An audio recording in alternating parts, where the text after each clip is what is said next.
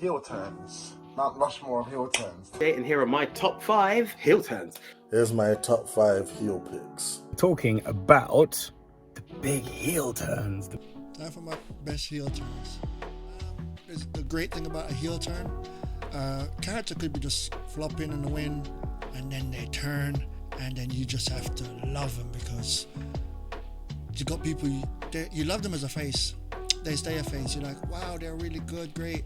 But after a while, you're like, this baby kissing person walking around, touching, yeah, I'm a good guy, it becomes a bit dry. And then when they turn and become a bad guy, and it's not just turning, it's how they turn. It's not just a random, I'm not bad, which doesn't make sense, it doesn't work. When it makes sense and they make it make sense, and it's like a good bad guy is someone that don't think they're a bad guy, they're doing it right, and that's the heel. So the best heel turn for me goes like this.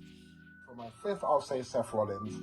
Obviously, the Shield was there, they beat Evolution, and then the very next night on Raw, Triple H comes out, yep, I got a plan B, bang, there's Seth Rollins. So that's my 5. In at number 5, it's 2 for the price of 1. It's Stone Cold Steve Austin, because yes, he turned heel at WrestleMania 17. He joined Vince McMahon. He turned his back on the WWF fans, and the whole world was spun. But at that time, the WCW was starting to invade. Stuff started to change, and we had lost Stone Cold, and we needed the real Stone Cold. And what happened then? We had a mini face turn. He went into Survivor Series. He was leading the pack, and then he dropped the stunner, and he went double down and became an extra heel, and he became the leader of the Alliance. He reminded us that he was Stunning Steve before he was Stone Cold Steve Austin, and he went on and went back to his roots as WCW and ECW leader, and that led the charge. We had The Rock versus Stone Cold in an epic battle. So Stone Cold has done a double heel turn in a very short space of time, and that was moments that made us go, you wanted to hate the guy.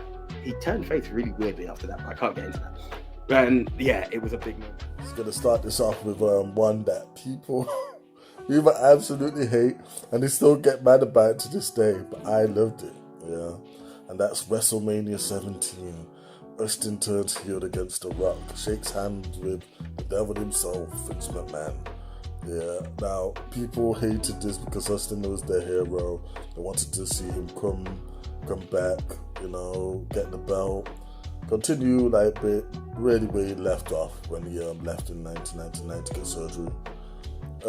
But for me, I'm a big fan of both Austin and The Rock. It would have hurt to see The Rock just get stunned after having the best year ever. He was a top guy. He was a top guy of the company, top face. He carried the company for the year. It would hurt to see him just get stunned and that be it. So this for me was a happy medium.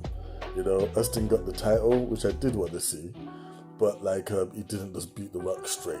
Yeah, and you know what? He went on to have a hell of a heel run. I know many people would have preferred him just keep going as he was, but for me, heel Austin was underrated anyway because he had some of the most hilarious skits, when he had the whole alliance in the ring singing "Wings Beneath My Wing." That was hilarious, and he had some good feuds at that time as well. So, hey, easy come, easy go. Start with the Montreal Screwjob. To this day, I believe this is a work. This isn't something that was a shoot. This didn't go off script. There's no way in hell the camera cuts to Bret Hart as he's doing WCW and stays on him. Someone would have been in Gorilla saying, cut the camera, get the camera off him. There's no way they would have had the camera on McMahon as he's getting spat on and then staying on him and wiping the spit off his face. This was a beautifully choreographed work that built on a real beef that existed between Bret and Shawn, and it came together in a perfect storm with Vince McMahon revealing himself to be the owner of the World Wrestling Federation and becoming ultimate heel in the process. Montreal Screwjob and McMahon's reveal as the big heel, that is my first pick. And yes, it's a bloody work. At number 5, Stephanie McMahon.